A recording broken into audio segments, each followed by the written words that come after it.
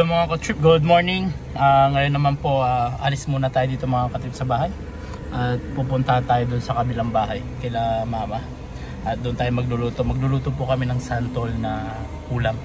Tingnan natin kung paano. Sinantulan. Hindi, santol talaga. Yung santol ulam. Tapos lalagyan namin ng siguro pork, bagoong, gano'n. Tingnan natin. Come on, let's go. Mag-cut ka naman doon. Mga ka-trip, ito yung way papunta naman dun sa kabila, sa kabilang bahay kila mama, para doon tayo mananghalian today. Nakapagluto na sila doon, pero magluluto tayo doon ng ano, magluluto din kami ng dagdag ulam, yung sinampalukan, hindi, sinantulan, yung may santol. Bali gagataan natin yung santol mga ka-trip, tapos bili tayo ng kunting karne ng baboy. At kung may alamang, lagyan natin ng alamang. Ito yung daanan dito. Ayan, maraming subdivision dito. Tabi-tabi yung mga subdivision dito. Marami rin dali. Marami din yung grocery. Eh, sinabi ko nga sa inyo kahapon, dito sa loob, mayroon din dito mga yung dali, yung grocery. Alphamart, mga ganon. Kaya nandun tayo sa labas kagabi. May mga talipapa rin dito. Yan, pag gusto nyo mamili, palengke, may mga talipapa rin dito mga ka-trip. Yan yung Alphamart. Kaya parang ano siya, parang hindi ka na po, kahit hindi mo na kailangan pumunta ng city kasi ang dami ng bilihan dito. Bigas, ulam, ang araw-araw, yan. Dito lang sa gilid. Pero doon tayo na bibili sa ano. Bibili tayo ng kahit 1/4 lang na karne ng baboy doon sa baba.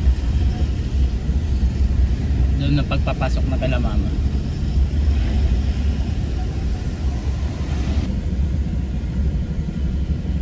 Kaya mga katip, dito naman yung papasok. Marami din tindahan dito. Sa loob na lang ng subdivision to Pero dito sa main highway nila, yan. Marami mga talipapa pa rin. Ang taas ng hams. Pero bibili muna tayo dito. Bibili tayo ng gata. Tapos yun nga, karne. Saan daan? Doon may gata doon sa kabila. Kay Alpo. Center na yun. Katabi doon may karne diyan. Kaya lang sasakyan. Dito na tayo dadaan. Saan tayo magpa-parking? Dito ka na mag-park.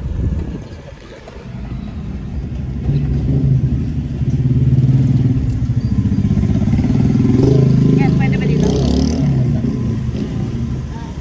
Saan ba may gata? Yan, sa kanila. Yan po.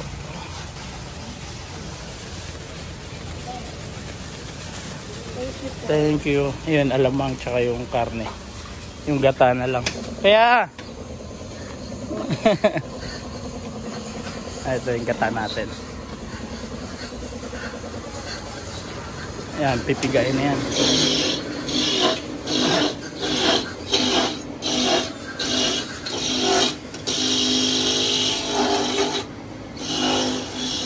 Ayan, ganyan pinipigayan. Di ba galing?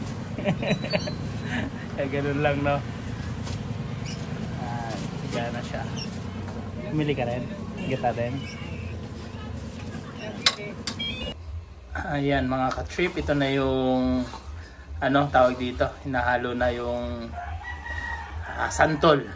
Tapos lagyan natin ng sili. Yung sili hindi pa nga nahiwa, pero okay na yan, hindi na namin hiniwa.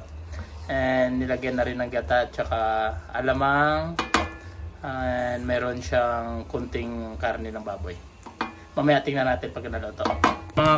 Yan mga ka-trip, ito na yung nagawa natin. Actually parang ano siya, parang alamang na no, na yung binagoongan. Ganun ang dating. Parang hindi mo na makikita yung santol. Yan, pero santol po yan. Yan, come on, tikman natin mga ka-trip. Yan mga ka-trip, ito na yung yan. Tikman natin. Nandun pa rin yung asim nung santol. Kahit napigaan na namin yun. Nandun pa rin, pero hindi ganun kaasim.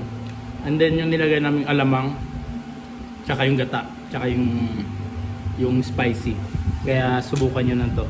Pwede nyo ng ulam. Pwede ng ulam natin. Tapos pwede nyo rin tong, pwede ba merienda? Partner na prito. Oo.